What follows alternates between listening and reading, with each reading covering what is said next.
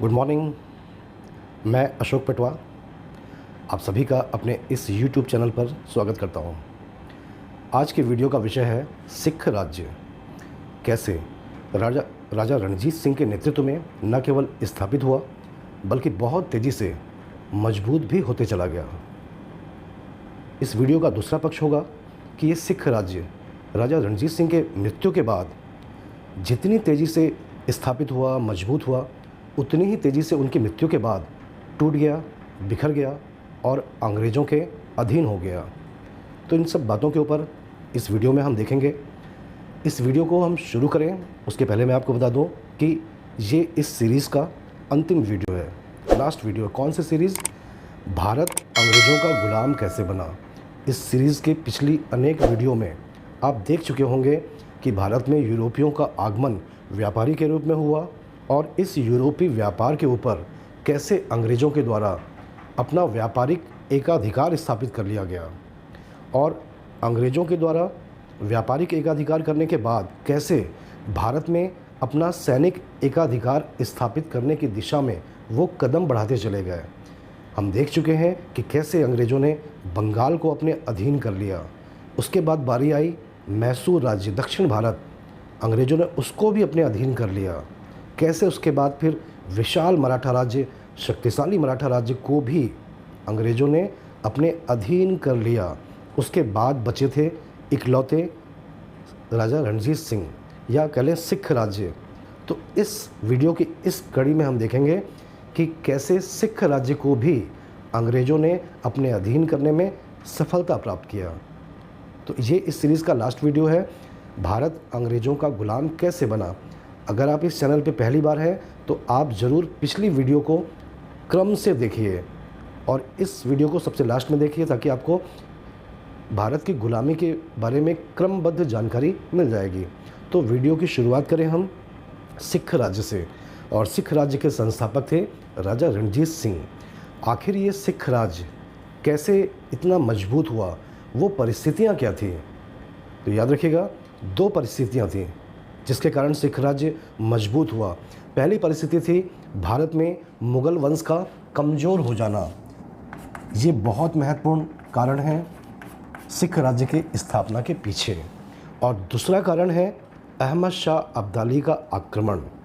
हमको मालूम है कि अहमद शाह अब्दाली का भारत आक्रमण, तीसरा पानीपत का युद्ध 1761 में अब्दाली जीत गया और जब वापस गया तो इस क्षेत्र को, उत्तरी पश्चिमी क्षेत्र जिसमें पंजाब, पाकिस्तान और ये कश्मीर का इलाका है, इस क्षेत्र को भी अपने अधीन कर लिया। मतलब ये अफ़गानिस्तान के साम्राज्य का हिस्सा बन गया। तो अहमद शाह अब्दाली का आक्रमण ये दूसरा कारण था। अब्दाली के मरने के बाद उसके उत्तराधिकारी अयोग्य निकले और इतने अयोग्य थे कि वो आपस में ही मार काट करने लग गए। इससे क्या हुआ, ये जो उत्तरी पश्चिमी क्षेत्र है, पंजाब, पाकिस्तान, कश्मीर वाला, वहाँ पे राजनीतिक अस्थिरता स्थापित हो गई। तो इस स्थिति का फ़ायदा उठाया राजा रणजीत सिंह ने। तो याद रखिएगा, अब्दाली की मृत्यु कब हुई थी? इसकी मृत्यु हो गई थी 1773 और इसकी मृत्यु का फ़ायदा उठाया राजा रणजीत सिंह ने। और उन्होंने क्या किया, सिखों को एकजुट किया और सिख सेना बढ़ाई उन्होंने। और इस क्षेत्र पे, कौन से क्षेत्र पे? उत्तरी पश्चिमी क्षेत्र, जिसमें हम पंजाब को भी देखते हैं, पाकिस्तान का भी हिस्सा देखते हैं और कश्मीर का भी हिस्सा देखते हैं। इस क्षेत्र पे सिख राज्य की स्थापना करने में राजा रणजीत सिंह को सफलता प्राप्त हुई। राजा रणजीत सिंह के बारे में हम बात करें तो यहाँ पे आपको कुछ महत्वपूर्ण चीज़ें देखनी होंगी। हम देखते हैं राजा रणजीत सिंह का जन्म कहाँ हुआ था। तो याद रखिएगा, सूकर चकिया मिस्ल में इनका जन्म हुआ था। ये मिस्ल क्या होते हैं? तो हमको मालूम है कि सिखों के अंतिम गुरुजी थे गुरु गोविंद सिंह। उन्होंने गुरु की गद्दी को समाप्त घोषित कर दिया। उनकी मृत्यु के बाद सिखों को एकजुट रखने का काम बंदा बहादुर ने किया। लेकिन जब बंदा बहादुर की हत्या हो गई 1715 में, तो उसके बाद सिख एकजुट नहीं रह पाए, बिखर गए। अंततः सिख क्या हुए, मिसल के रूप में एकजुट होना चालू हुए। मिसल का मतलब समूह। और इस प्रकार की 12 मिसलें और थीं। इन 12 मिसलों में से एक मिसल थी सुकर चकिया। इसी मिसल के मुखिया के घर, महासिंह नाम था उनका, राजा रणजीत सिंह का जन्म हुआ। और जब इनके पिता का निधन हुआ तो इस मिसल के मुखिया राजा रणजीत सिंह बन गए। और अब्दाली की मृत्यु के बाद जो राजनीतिक अस्थिरता इस क्षेत्र में व्याप्त हुई, उसका फ़ायदा राजा रणजीत सिंह ने उठाया और इस क्षेत्र के सिखों को एकजुट किया, अपनी ताकत बढ़ाया। और उनका पहला महत्वपूर्ण अभियान था कौन सा? लाहौर पर अभियान, लाहौर पर आक्रमण। तो याद रखिएगा, लाहौर पर अधिकार कब किया? 1799 में। और लाहौर पर अधिकार करने के बाद ही हम देखते हैं कि अफ़गानिस्तान का जो राजा था, कौन? अब्दाली का बेटा जमान शाह, उस जमान शाह ने रणजीत सिंह को राजा की उपाधि दिया था। याद रखिएगा अच्छे से इस पॉइंट को, राजा की उपाधि दी गई। किस अभियान के बाद? लाहौर पर विजय 1799। इसके बाद राजा रणजीत सिंह और आगे बढ़े और उन्होंने अमृतसर को भी जीत लिया। अमृतसर को कब उन्होंने जीता? तो याद रखिएगा 1805। तो ये दो महत्वपूर्ण क्षेत्र पंजाब की राजनीतिक राजधानी क्या थी? लाहौर। किसके पास आ गई? राजा रणजीत सिंह के पास। पंजाब की धार्मिक राजधानी कौन सी थी? अमृतसर, और वो भी राजा रणजीत सिंह के पास। इस तरह से इस क्षेत्र के शक्तिशाली व्यक्ति के रूप में, राजा के रूप में राजा रणजीत सिंह का उदय इन दो विजय के बाद ही स्थापित हुआ। और इसके बाद तो उन्होंने इस क्षेत्र के जो भी प्रमुख क्षेत्र थे, पेशावर है, मुल्तान है, कश्मीर है, पूरे क्षेत्र को इन्होंने अपने अधीन कर लिया और विशाल और शक्तिशाली सिख राज्य की स्थापना करने में राजा रणजीत सिंह सफल हो गए। हम देखिए राजा रणजीत सिंह के बारे में, तो इन्हीं राजा रणजीत सिंह को कोहिनूर हीरा मिला था, कोह-ए-नूर। और ये हीरा उनको किसने दिया था? तो याद रखिएगा, ये हीरा शाह शुजा। ये शाह शुजा कौन था? तो याद रखिएगा, अहमद शाह अब्दाली के बाद उसका बेटा जमान शाह गद्दी पर बैठा, नाम लिखाओ। और जमान शाह के मरने के बाद अफ़गानिस्तान की जो गद्दी है वो भाइयों के झगड़े में फंस गई। तो इन्हीं भाइयों में से एक भाई था, जमान शाह के बेटों में से एक बेटा था शाह शुजा। ये राजा रणजीत सिंह के पास आया कि मेरी गद्दी मुझे दिला दीजिए, सहयोग करिए, सहायता करिए। और इस सहयोग और सहायता के एवज में उसने कोह-ए-नूर, जो कि विश्व का सबसे बड़ा हीरा था उस समय, हमको मालूम है कि ये हीरा मुग़ल वंश के पास था, याद रखिएगा। और इसका उल्लेख कहाँ मिलता है? सबसे पहले शाहजहाँ के समय मिलता है कि शाहजहाँ के द्वारा मुग़लों का राज सिंहासन, कौन सा? मयूर सिंहासन, जिसको तख्त-ए-ताउस भी कहा गया। इस मयूर सिंहासन या तख्त-ए-ताउस, जो कि सोने का बना हुआ राज सिंहासन था, उसी सिंहासन में कोहिनूर हीरा शाहजहाँ के द्वारा लगवाया गया था, जड़ा गया था। ये कोहिनूर हीरा शाहजहाँ को कहाँ से मिला? तो ऐसा उल्लेख मिलता है कि गोलकुंडा से ये हीरा शाहजहाँ को मिला था। मुग़लों के पास रहा। फिर मुग़ल वंश में हम देखते हैं, जब मुग़ल कमज़ोर हो गए, खासकर मोहम्मद शाह रंगीला के समय में, तो भारत पर नादिर शाह का आक्रमण हुआ था। याद करिए, नादिर शाह को ईरान का नेपोलियन कहा गया। उस नादिर शाह के 1739 के भारत आक्रमण में खूब लूटपाट हुई और इसी लूटपाट में नादिर शाह को ये कोहिनूर हीरा मोहम्मद शाह रंगीला से मिला था। नादिर शाह मरा, उसके पहले उसने क्या किया? अपने साम्राज्य को दो भागों में बांट दिया। एक हिस्सा, ईरान वाला हिस्सा, अपने बेटे को दे दिया, मरने के पहले ही राजा बना दिया। और दूसरा हिस्सा, अफ़गानिस्तान वाला एरिया, अपने सेनापति को दे दिया और राजा बना दिया। नादिर शाह के सेनापति का नाम क्या था? अहमद शाह अब्दाली। और सिर्फ अफ़गानिस्तान का क्षेत्र ही नहीं दिया, नादिर शाह ने अपने सेनापति को अफ़गानिस्तान के साथ साथ ये हीरा भी, कोहिनूर हीरा भी गिफ्ट में दिया था। अब्दाली के मरने के बाद जमान शाह के मरने के बाद शाह शुजा, इसके हाथों ये हीरा जो है वो राजा रणजीत सिंह के पास आ गया। तो जो भी हो, हम देखते हैं गिफ्ट के रूप में इन्होंने राजा रणजीत सिंह को कोहिनूर हीरा दिया। तो हम देखें कि राजा रणजीत सिंह ने जो प्रशासन चलाया, उसकी दो राजधानियाँ थी। एक धार्मिक राजधानी कौन सी? अमृतसर। और राजनीतिक राजधानी कौन सी? लाहौर। उनकी जो सरकार थी, वो अपनी सरकार को क्या कहते थे? तो याद रखिएगा, सरकार एक खालसा कहते थे। मतलब उन्होंने खालसा के नाम से ही शासन प्रशासन संचालित किया। सरकार एक खालसा, सिख समूह के नेता के रूप में उन्होंने भारत में राज्य किया।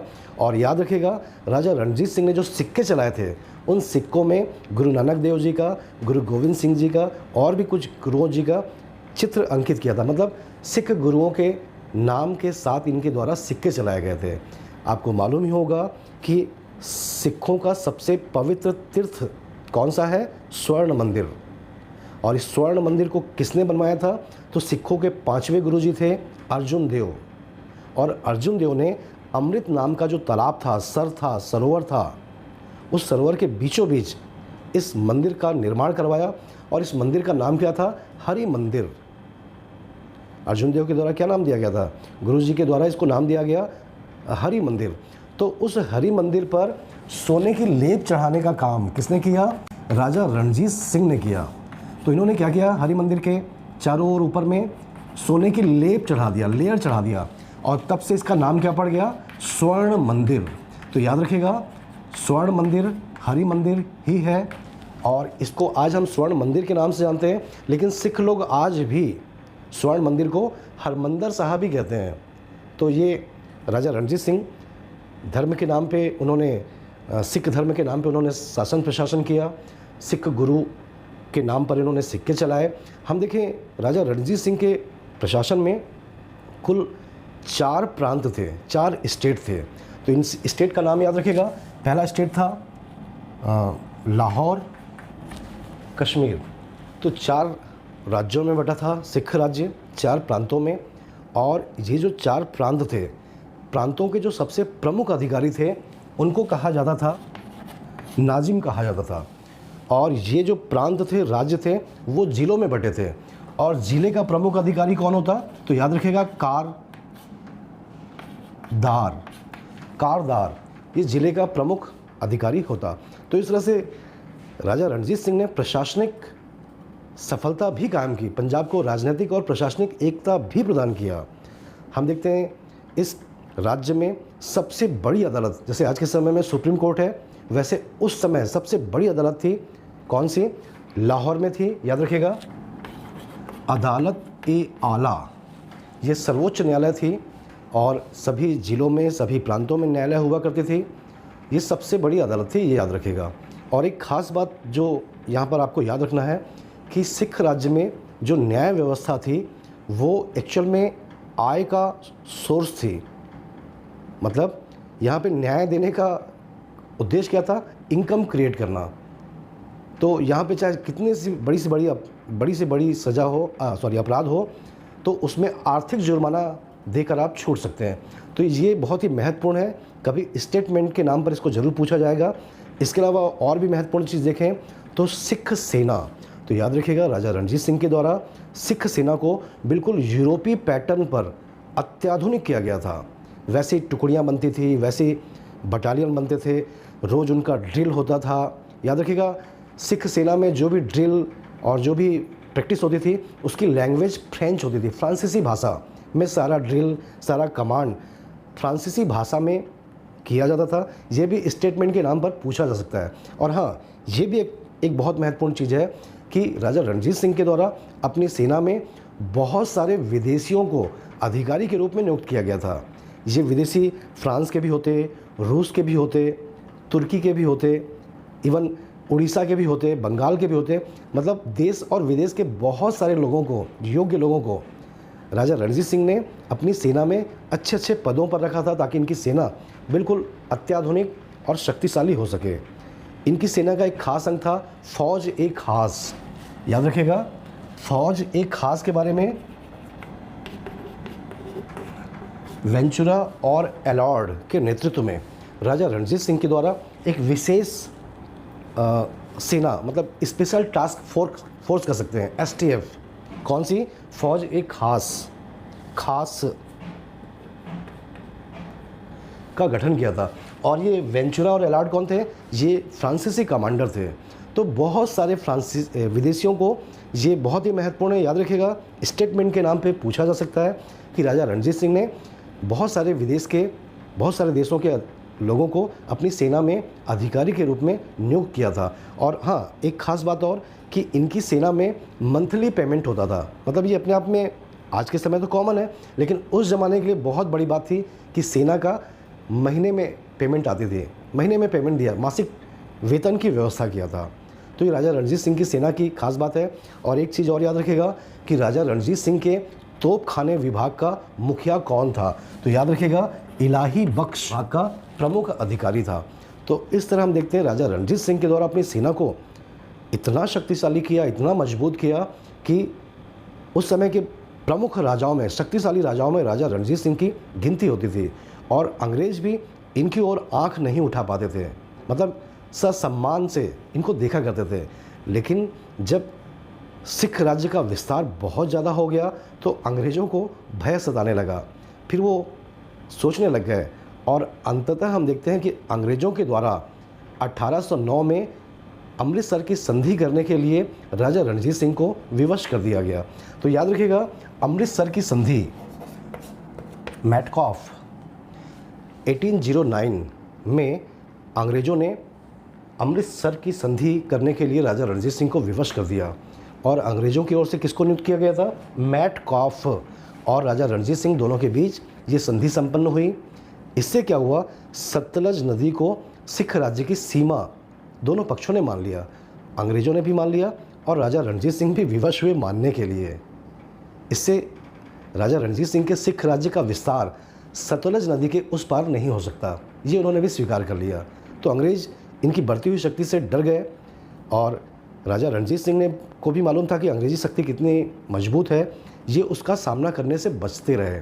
अगर राजा रणजीत सिंह ये संधि ना करते, इसके बदले में उस समय के जो भी आसपास के भारतीय राज्य उनके साथ बातचीत करके एकजुट होते, अंग्रेज़ों के खिलाफ युद्ध करते, तो शायद इतिहास की दिशा कुछ और होती। लेकिन राजा रणजीत सिंह ने ऐसा नहीं किया, ये उनकी बहुत बड़ी भूल साबित हुई। हम ये कह सकते हैं कि इसी के कारण ब्रिटिश साम्राज्य में पंजाब राज्य शामिल हो गया, अधीन बन गया।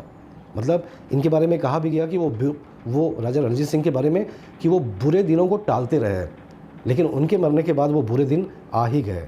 तो खैर बात करें हम अमृतसर की संधि, ये टर्निंग पॉइंट था। इससे राजा रणजीत सिंह का साम्राज्य जो है वो विस्तृत होना बंद हो गया, एक क्षेत्र में सिमट के रह गए।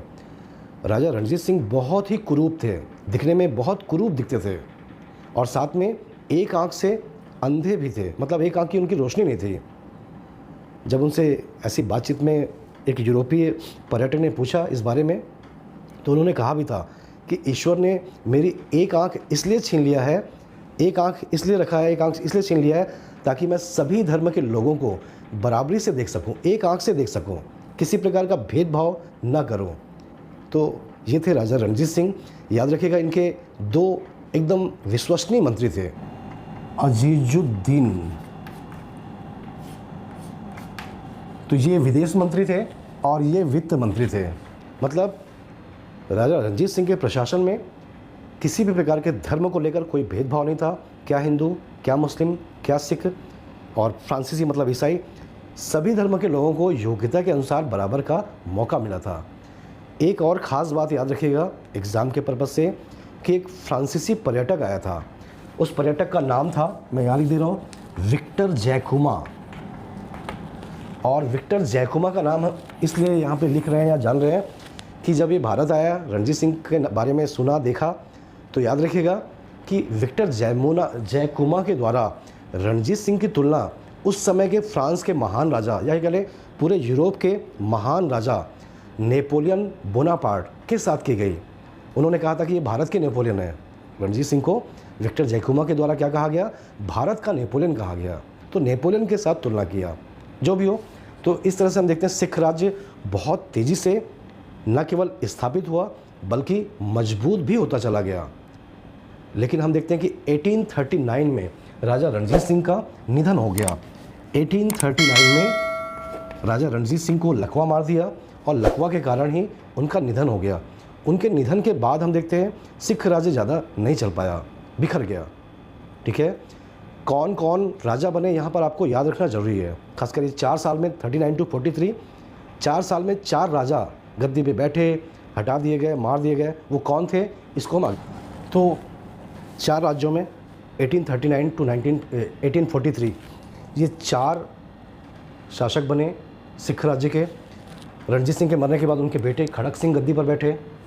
लेकिन खड़क सिंह, हाँ, यहाँ पे वजीर का नाम भी याद रखेगा कि इनके वजीर किसको बनाया गया, ध्यान सिंह को।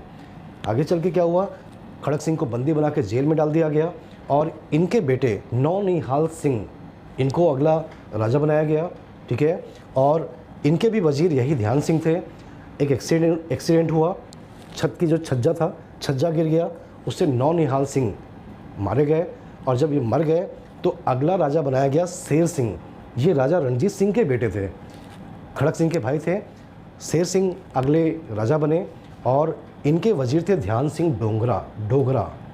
और जब इनकी भी हत्या हो गई, गोली से मार के इनको मार दिया गया, तो इनके मरने के बाद राजा बनाया गया दिलीप सिंह नाम का एक छोटा सा बच्चा था, बालक था, इसको अगला राजा बनाया गया और इनके वजीर का नाम था हीरा सिंह डोगरा।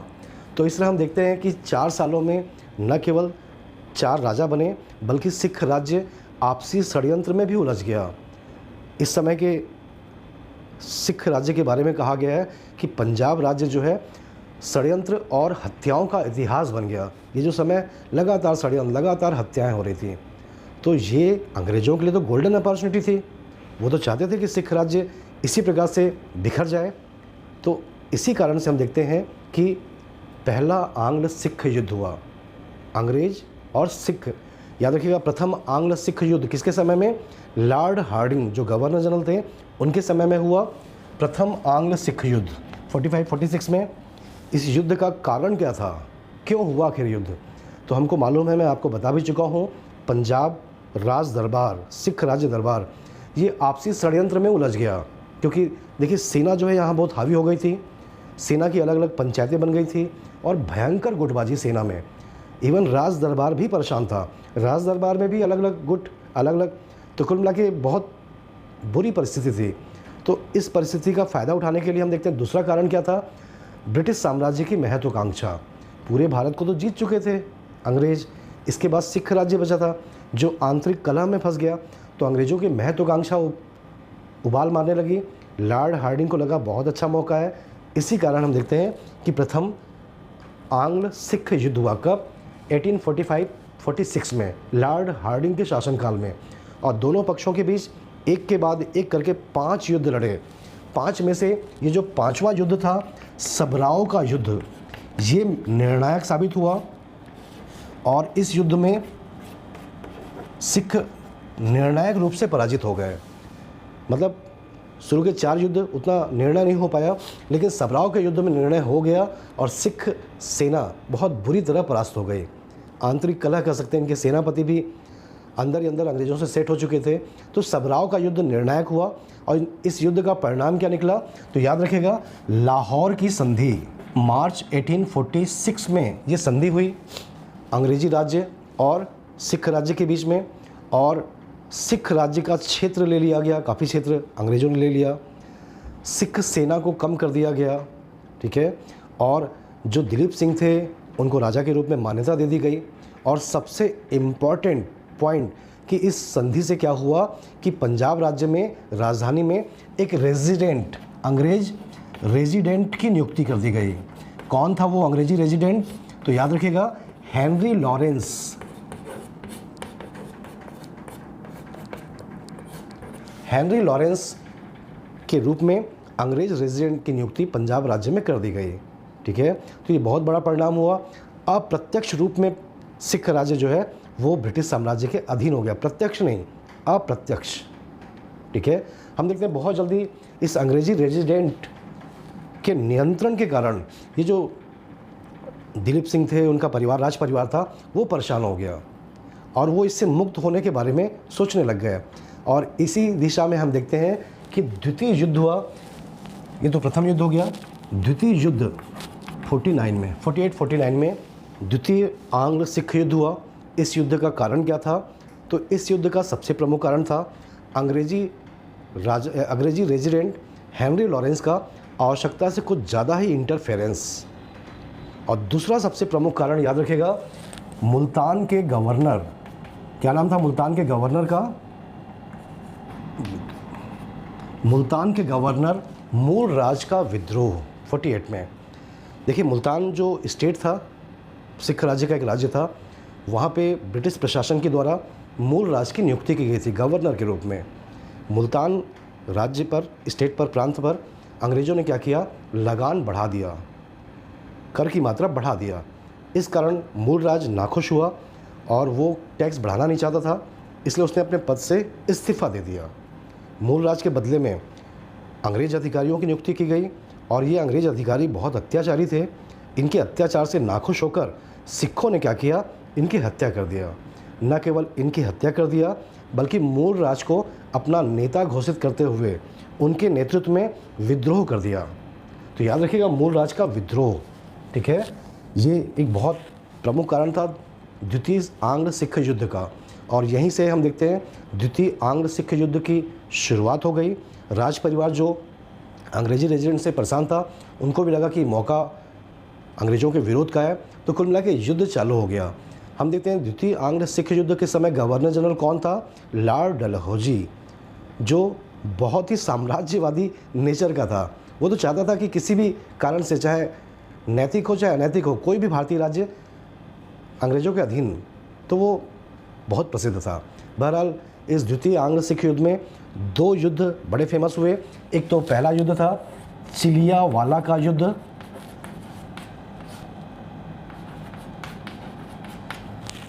और इस युद्ध में अंग्रेजी सेनापति कौन था, जनरल गॉफ। और इस युद्ध में क्या हुआ, दोनों पक्ष बराबर रहे, मतलब भले अंग्रेज जीत गए लेकिन ऐसी विजय कोई मतलब नहीं थी।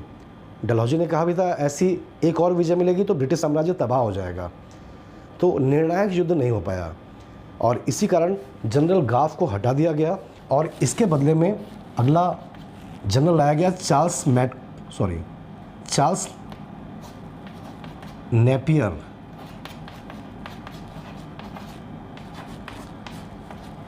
चार्ल्स नेपियर को अगला जनरल बनाया गया और फिर अगला युद्ध जो था निर्णायक युद्ध, उसका नाम था गुजरा का युद्ध, गुजरा। और इसी गुजरा युद्ध में निर्णायक रूप से सिख पराजित हो गए और पंजाब राज्य जो है ब्रिटिश भारत में शामिल हो गया। याद रखिएगा, गुजरा के युद्ध को तोपों का युद्ध भी कहा गया।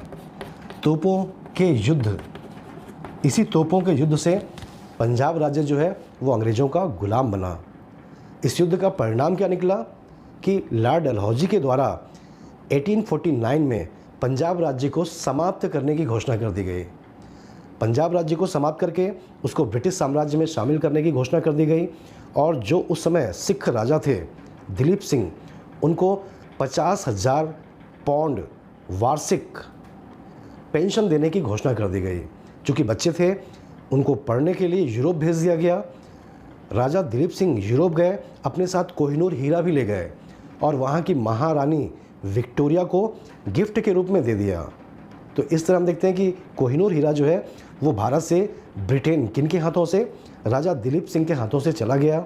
राजा दिलीप सिंह वहीं पढ़े, वहीं रहे, उनका निधन भी वहीं हो गया और इधर सिख राज्य के ऊपर अंग्रेज़ों का अधिकार हो गया। और हम देखते हैं कि सिख राज्य के विलय के साथ भारत में अंग्रेजी राज्य की स्थापना पूरी तरह हो चुकी थी। उत्तर, दक्षिण, पूरब, पश्चिम, पूरा भारत अब अंग्रेज़ों का अधीन हो चुका था। तो ये इस सीरीज़ का लास्ट वीडियो था। इसके बाद हिस्ट्री के अगली सीरीज़ में हम क्या देखेंगे कि भारत को जीतने के बाद अंग्रेज़ कैसे शासन प्रशासन को संचालित करने के लिए गवर्नर जनरल की नियुक्ति करने लगे और ये गवर्नर जनरल कौन कौन प्रमुख हुए और उन प्रमुख गवर्नर जनरल के द्वारा क्या क्या प्रमुख कार्य किया गया, वो अगली वीडियो में देखेंगे। लेकिन अगली वीडियो हिस्ट्री की गवर्नर जनरल के बारे में वो बाद में आएगी, क्योंकि हिस्ट्री के 3-4 चैप्टर हो चुके हैं। तो अगला चैप्टर जो होगा वो इंडियन ज्योग्राफी का होगा।